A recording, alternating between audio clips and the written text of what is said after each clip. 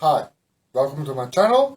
If it's the first time you're joining, welcome. Please click on subscribe. If you're only joining for the recipes, you can click on the playlist. Then you don't have to go through all the videos to find the video you're looking for. So I like to experiment a lot. That's the way I develop new recipes.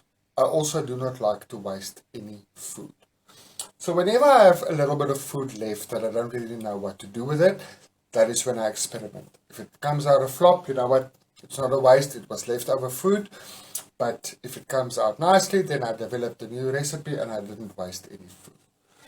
So I've got a lemon, I've got 2 limes and 2 onions. So I thought, I've made marmalade with onions, I've made marmalade with lemons and limes and oranges. Let's try and combine it and see what happens. So that's what I'm going to do today. So I'm going to take the lemons and I'm going to cut it into very fine pieces. Okay, so I'm going to do that. Cut it into very fine pieces.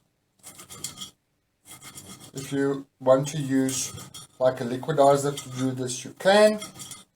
I like cutting it with my hands. You can see the sizes that I want. So we're just going to remove all the bits from this.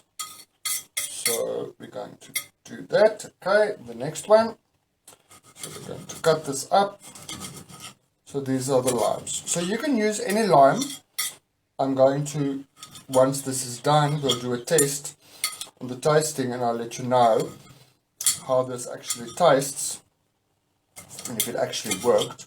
So we're going to cut this lime into fine pieces. You don't have to do it too fine.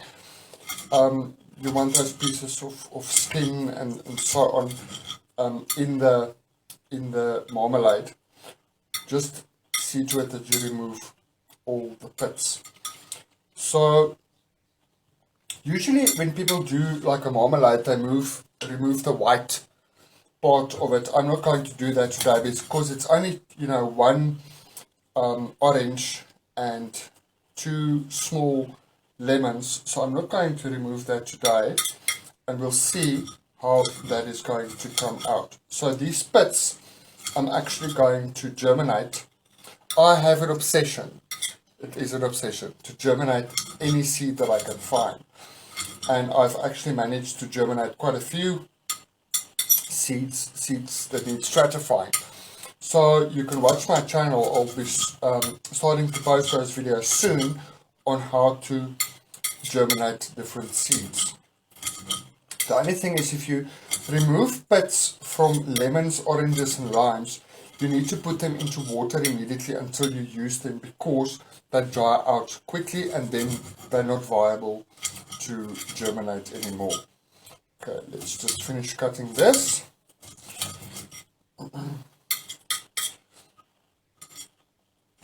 Okay, this is either going to be awesome or absolutely horrible.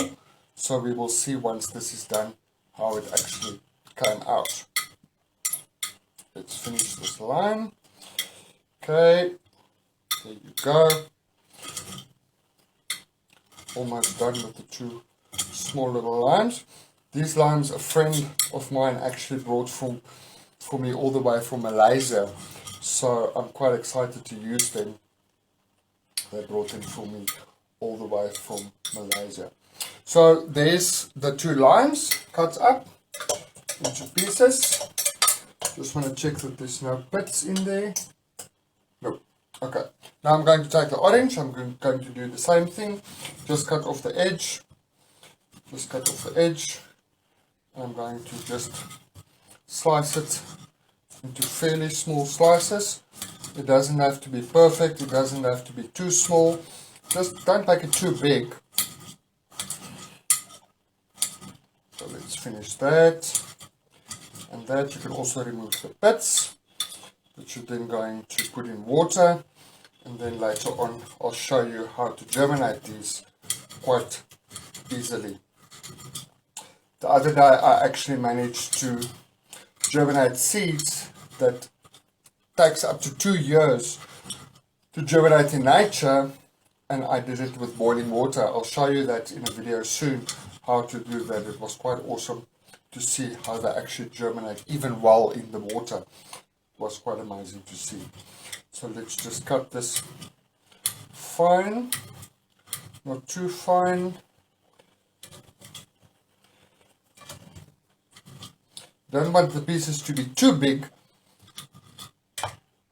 Okay, so that's your orange. Sorry, not lemon. I think I said lemon earlier. Your orange. So we're going to add that in there. And now I've got the 2 onions. I'm going to cut the onions. And just going to remove that outer part. Okay, that's 1. And that's 2. So usually with this kind of recipe you're going to use white sugar, but today I've got some brown sugar left, so I'm going to use brown sugar and actually see what happens if I use brown sugar. I've never made marmalade with brown sugar, so I'm actually going to use brown sugar today and see how that works. So I'm just going to cut this onion into small little pieces. There we go. There we go. 1 more to go. I absolutely love onions. I sometimes eat them raw. I love them. Watch out for one of my recipes soon. I'll show you how to make pickled onions. It's one of my favorite recipes. I eat them by the bottle full, and apparently it's very good for your heart. That's what I heard. So that's your 2 onions. I'm going to put that in there. So there you've got it in your saucepan. So I'm going to stop the video now. I'm going to boil that in boiling water for about half an hour to an hour. Then I'll come back and I'll show you the next step. Hi, so I'm back. So this now boiled for about 1 hour. The liquid has reduced and I've got about 500 milliliters, which is 2 cups of this pulp. So you can let it boil a little bit longer if you want the skin to be really soft. So that's what it looks like. Okay, there's your pulp now. So I'm going to put that back into my casserole. And then, sorry, usually I would use white sugar, but now today I'm going to use brown sugar and see if it actually works. So I'm going to add the same amount of liquid that I have in sugar. So if you have 1.5 cup of liquid, you're going to use 1.5 cup of sugar. If you have 2 cups like I have, then you're going to have to use 2 cups of sugar. So I'm going to add that in. I'm just going to dissolve that. Okay, make sure it's all dissolved.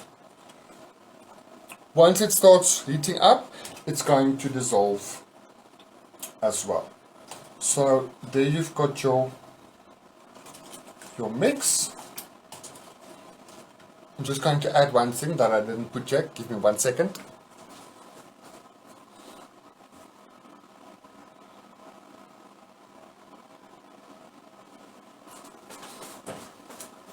Sorry, I forgot.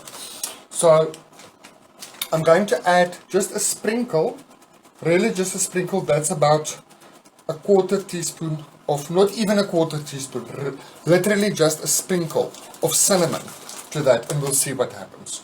So I'm going to stir that, and this is now going to go on a semi-low heat for about an hour, hour and a half.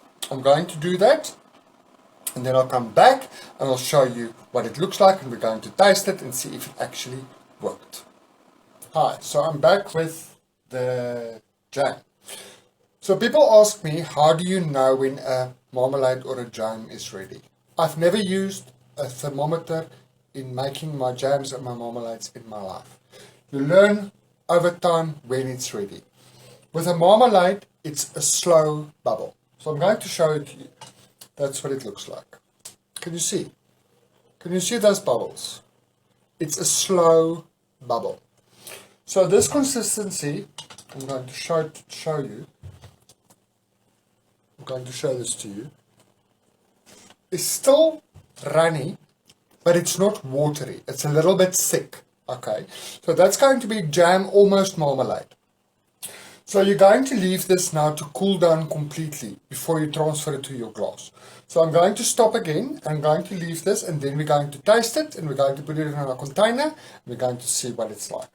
So You'll learn over time when you do a lot of marmalades. I cook a lot of marmalades and jams. For a marmalade, it's a slow boil. When you know, it takes about an hour to an hour and a half, depending on the amount of liquid that you have.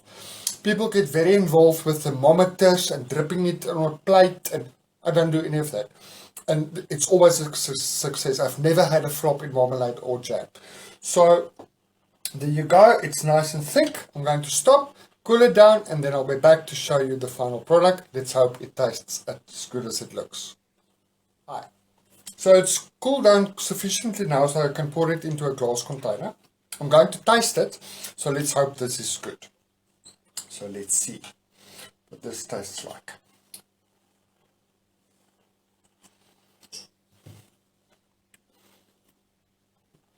Awesome. Awesome. It's a very strange taste. The orange and the onion and the lime give it a very opposite in your mouth. The taste buds is completely opposite, which makes it awesome. So I'm going to pour this into my glass container. There it's going to cool down completely. So this is going to be enough for two, but I'm just going to fill the one now so I can show you. There it is. It's absolutely beautiful. So we're going to leave that to cool down. Going to put the lid on. It's going to become nice and jelly-like. And then you're going to spread that on your toast or on your muffin or on your scone. And that is absolutely it. That's a new recipe that I just made from leftovers. And it worked. It's wonderful. Try this. Let me know what you think of it. It's a different taste. It's a new taste. I like it. I really like this. So make it and let me know if you like it. And happy experimenting. Take care.